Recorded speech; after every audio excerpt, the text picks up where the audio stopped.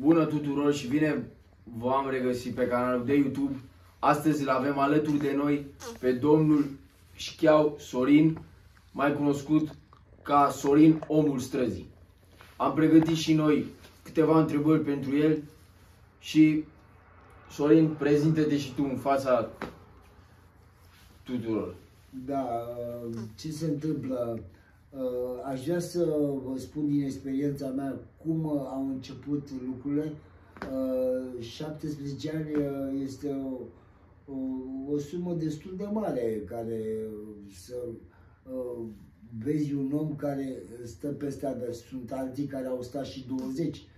Problema este că cum îi trăiești, cum îi simți, pentru că diferă de la sezon, de la timp la altul, în funcție de posibilitățile care le ai de trai în momentul respectiv, cum încerci să te adaptezi. Sunt foarte multe lucruri de făcut în privința asta.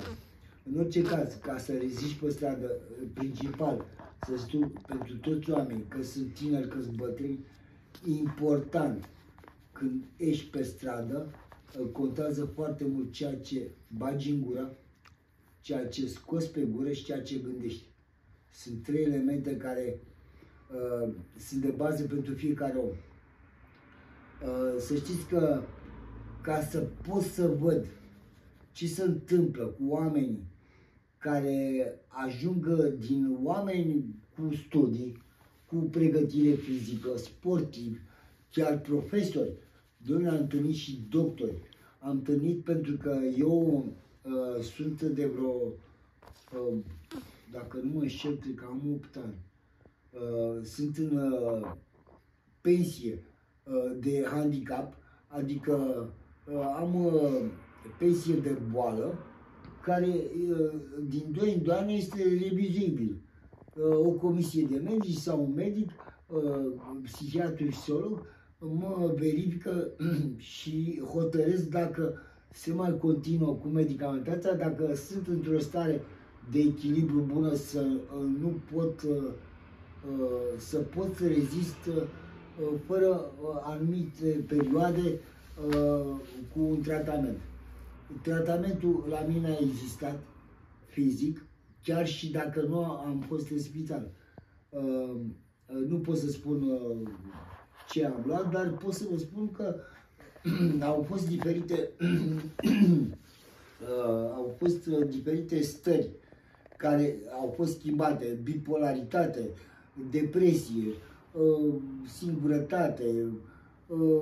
Îți dai seama, Sorin, și dacă se poate știe pentru cei care nu știu, ai un document în care scrie de câte ori ați fost internat. Sigur că da. Câte ori ați fost internat? În jur de vreo 33, 32, 33 de ori în spital am fost internat de-a lungul anilor. Deci vreau să vă spun, să înțelegeți bine, că eu nu mi-am dorit pensionarea. Dacă stau să mă gândesc bine, prima mea internare vine din momentul când eram spre sfârșitul carierei la Coca-Cola.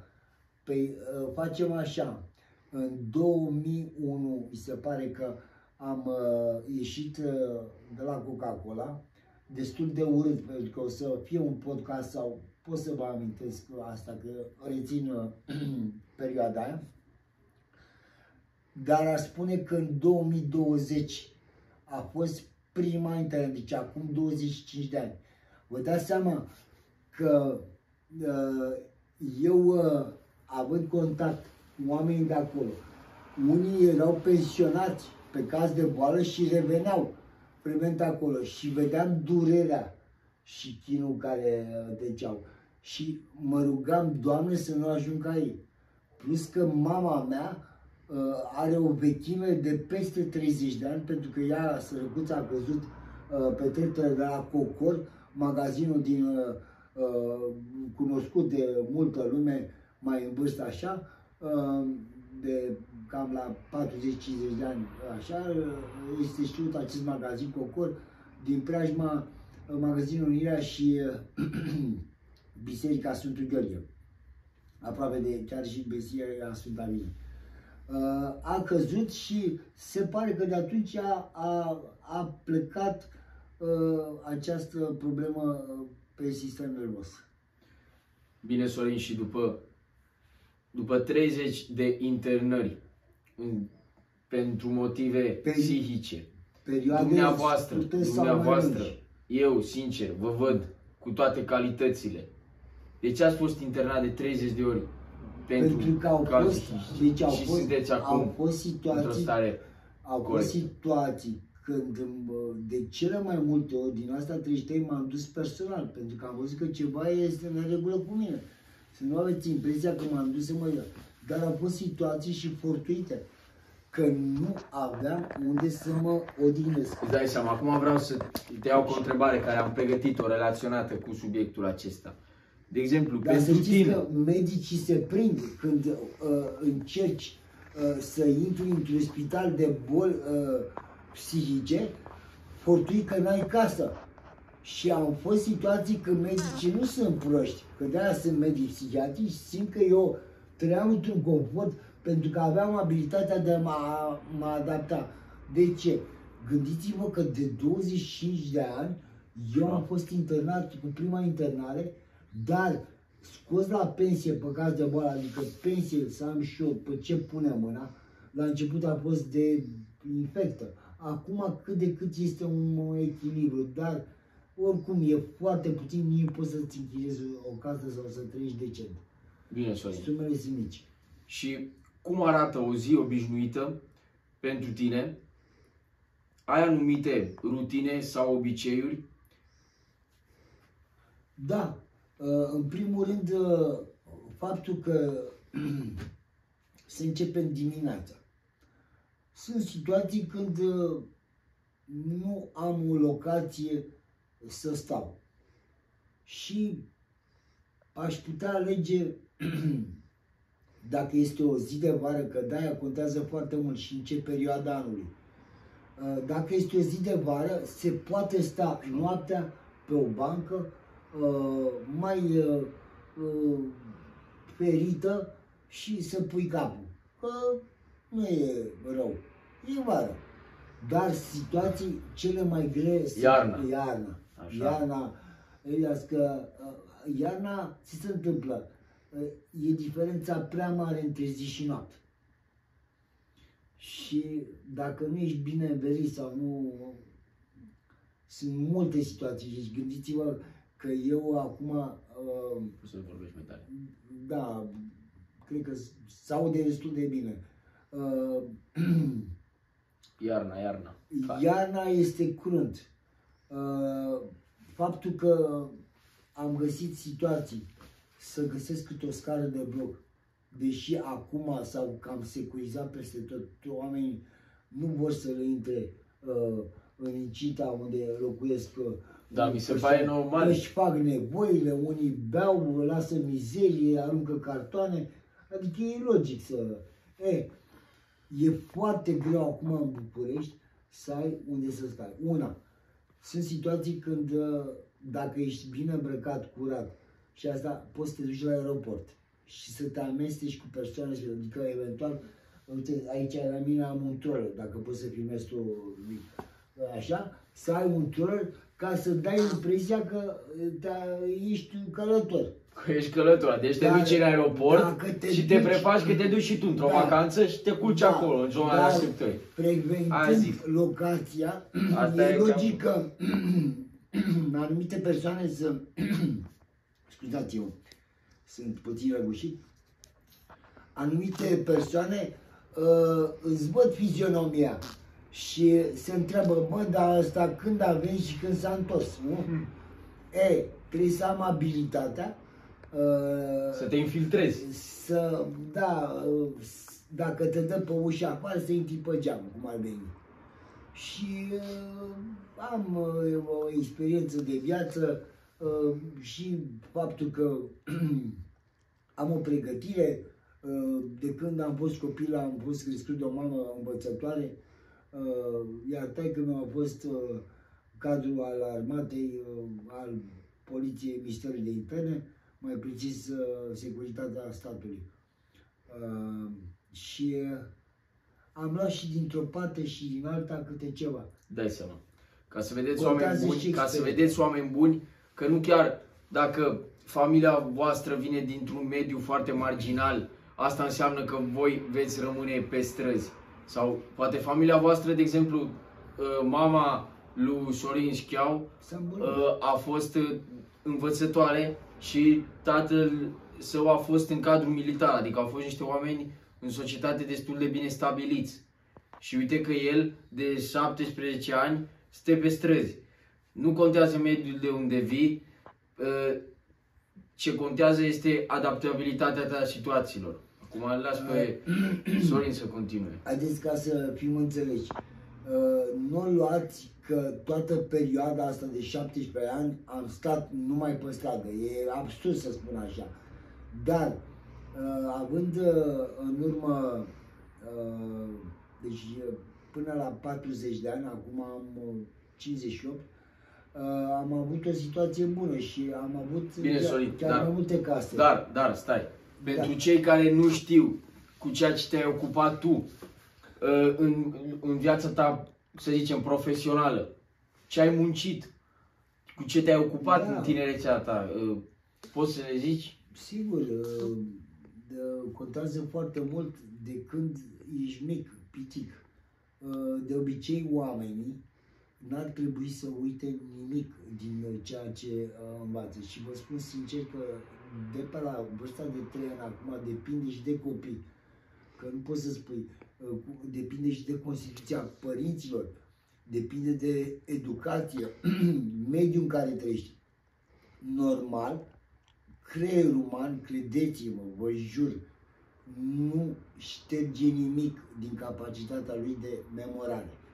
Dar există la nivel social, uman și, cum să spun, și politic, social, cum vrei să o iei, situații când anumite lucruri îți blochează această memorie. Deci nimic din ceea ce am învățat la școală, la grădiniță, acum 3 ani, 5 ani, 15 ani, 3 ani, nu se uită. Sunt anumiți factori care creează asta. Și vă spun care. Un om care consumă alcool, credeți-mă că își prăjește creierul. Eu am aflat lucrurile astea din spital. Și mă forțam, pentru că în spitalul ăla nu m-am dus de distracție și eu aveam probleme și zic, dar de ce ăștia care beau au câteodată cam aceleași reacții ca și mine, adică și eu aveam dureri de cap, aveam memoria, îmi pierdeam memoria, nu că, adică aveam lapsusuri, nu mai eram coerent și încercam să văd și ce au pățit ei și ce am pățit eu, să le strâng la oaltă și să-mi creez așa o situație. Cum să ies dintr-o situație nemerită? Să creezi o stare de control? De control? În tot discontrolul care era. Da, pentru că medicul la un moment dat, după ani și ani de zile, deci 25 de ani care a fost pianitarea, n-a fost în fiecare, după aia a fost a doua după 2 ani, a început cu niște atacuri de panică, care și astea sunt chestii de depresie, mici depresii. Toți le avem. Vă spun, sunt oameni, uite, vă dau un exemplu, pe spitalul din Paris spune așa, studios pe spitalul de psihiatrie, puțini sunt înăuntru, restul sunt afară. Să nu aveți impresia că oamenii, că chiar dacă sunt medici, psihiatri, n-au și ei depresiune și problemele lor. Toți avem. Important este în viață foarte mult echilibru. Dacă reușești să-ți păstrezi echilibru, o duci foarte bine. Bine, Sorin, dar în atâția ani de stradă, mai concret 17 ani, dumneavoastră ați avut situații de pericol în care viața voastră, ai zis, în seara asta, posibil voi fi rănit de cineva. Ați simțit aceste probleme? Da. Au fost situații când chiar aparent oameni care i-am cunoscut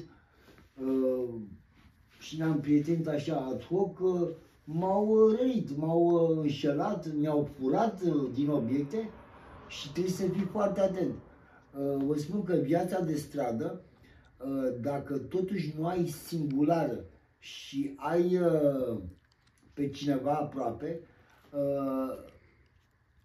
te dezamăgește. Așa măcar o iei de pe punctul de a fi singur și să fii foarte atent unde te așezi și lângă cine te așezi.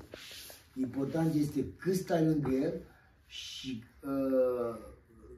găsești momentul frumos, amiabil, dacă se poate, dacă înțelegem. De multe ori nu te poți înțelege.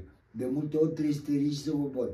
Ce se întâmplă? Ca să ai asemenea abilități, trebuie să ai un nivel de învățământ, de cultură, de pregătire și mai se câștigă și prin lovirea cu capul de sus sau te împiedici. Să nu aveți impresia că m-am născut mega deștept. Nu e adevărat. Poți crea la nivel mental anumite reflexe necondiționate care, vă spun sincer, e greu să le atingeți.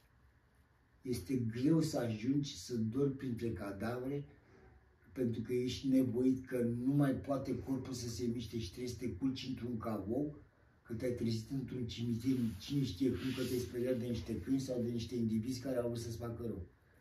Este greu să înțelegi că ai abilități de conducător auto, dar nu poți să conduci, că poți să fii sub tratament medical și se știe, nu ai voie să pui mâna pe cumva, scrie pe orice asta. Foarte, foarte multe lucruri care ai putea să le faci, dar ești furtuit de asemenea situații. Și zic, cum mă, e o luptă când stai pe stradă să deții controlul. De-aia, vă repet, contează mult și ce mănânci. Cât Bine, mănânci. Sorin. Și vreau să te mai iau cu o întrebare. Ați cunoscut o persoană care a creat un impact foarte puternic în voi și ați putea împărtăși cu ei, cu spectatorii. Cine este această persoană care v-a creat un impact foarte mare în anii ăștia de a sta pe străzi?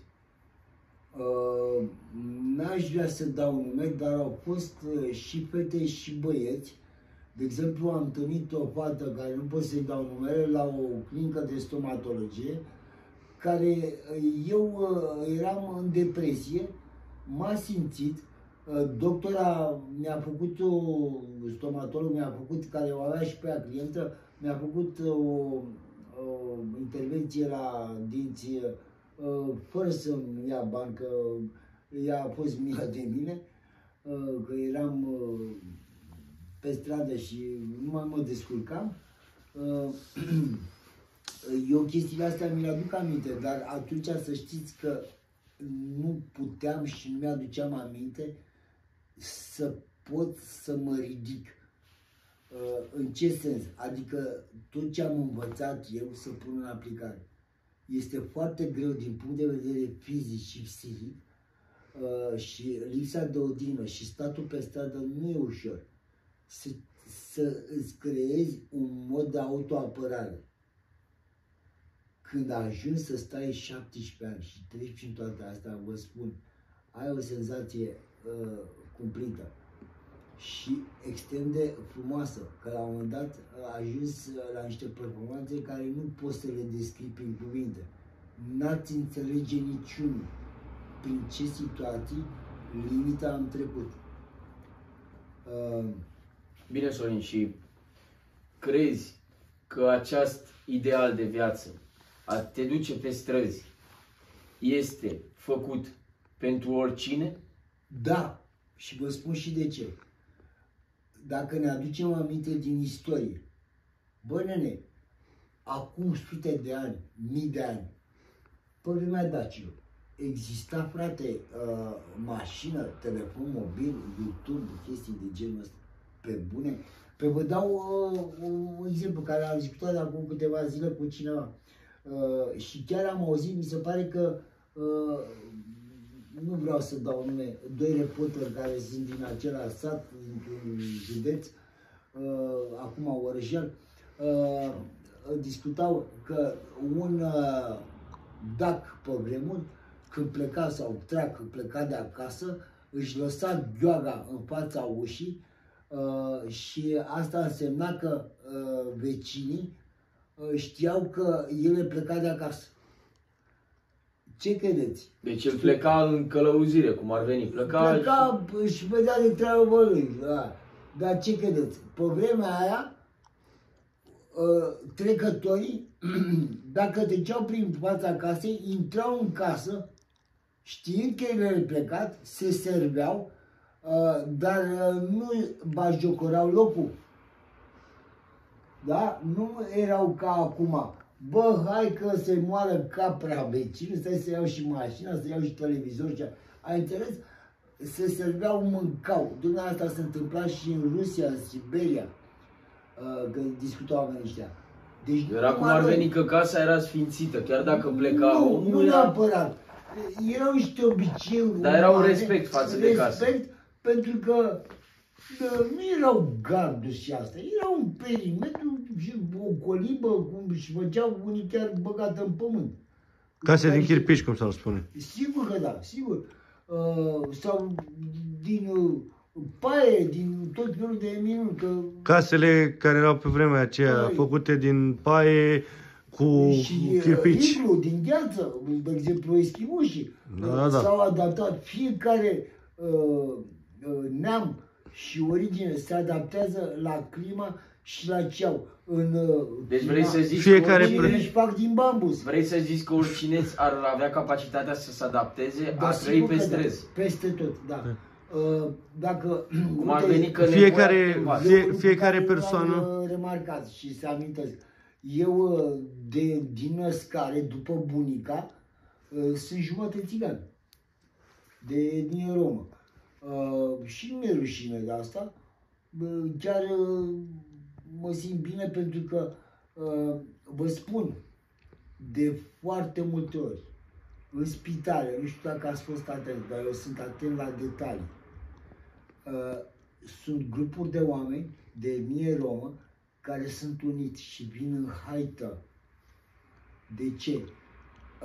Se simt mai în siguranță și faptul de a veni și cu vecini și cu toate neamurile la un om care e în suferință și pe ăla întărește, da, exact, bine ai zis. Și scuzați-mă că îmi permit să vă întrerup, Da. Țiganii și cei din partida romilor, prin preajma lor și prin creșterea și dezvoltarea lor de când sunt mici copii, ei sunt învățați să se ajute unul pe altul și chiar chiar dacă unul este din inima și din partida romilor și vede pe cineva care nu este de etnia lor și nu este de partida romilor sau că nu este țigan și te vede mai de etnie că ești român, din contră, el va veni cu sufletul și cu brațele deschise să te ia asupra lui și dacă te vede că ești într-o situație mai dificilă, el va veni să te ajute și din puținul lui și din ce are el, împarte și cu alții. Nu contează cât are. Mult, puțin, te va ajuta. Te ajută acolo. Mai ales cum a spus și dumneavoastră, domnul Sorin, în spitale, mai ales în spitalele mari, unde este flux. Și pe stradă. Și pe stradă. Sau unde este. Pe calea moșilor, n-aveam un ban să iau o cafea. Eram atât de obosit psihic și și fizic, încât corpul nu mai reacționa să ia, chiar dacă vroiam, poate psihica, dar corpul nu mai dădea voie să merg până în cutare loc să-mi fac jos de ceva. Și în disperarea mea, cu lacrimi în ochi, am găsit un grup de doi părinți țigani cu doi copii după ei, mici, la o oră târzie, care nu știu de unde veneau, și au fost singurii de pe stradă care s-au oprit lângă mine, zicea ce păților, că te văd așa de busola. Deci crede-mă că nu știu, n-am mâncat și sunt atât de obosit, sunt și pe stradă și nu mai știu cum să ies din asta. Și mi-au dat, frate, bani. Mi-au dat bani ca să mă duc să mă mănânc la... Să știți că mulți oameni fac greșeala cu banii care îi primesc de la oameni. Că pot fi numai ea, și românii sunt de bine. Dar ei, în principiu, am văzut oamenii ăștia, de cele mai multe ori, sar în ajutorul tău. Etnia asta romă. Deci da, dacă stați... lor, nu știu. Da, domnul Sorin, și domnul Sorin, și un argument care l-aș putea face o paralelă, aș spune, la ce a spus dumneavoastră. De exemplu, dacă vă dau un exemplu, dacă să spunem că este un grup de etnie romă, da, și un grup de români și eu spun, după părerea mea și după ce am văzut prin trăirile și prin experiența mea de viață, că de până la 18 ani pe care o am și ce o să mai am în continuarea vieții mele până când Dumnezeu va decide să mă duc la ceruri, am observat că și dacă ești într-un loc public, de exemplu, să spunem într-un mall sau ești la un mega imaj la casă sau așa și cineva de etnie romă, un țigan, vede că nu ai suficienți bani sau că nu ai bani să mănânci sau că îți mai trebuie o anumită chestie, din contră, el este săritor și să vină la tine decât un român care un român mai degrabă ți-ar da cu șutul în cur și te-ar denigra. Nu se știe, mă, și depinde de cine dai. Bine, depinde și de persoane. Spun că un român între țigani e loc, dar un țigan între români nu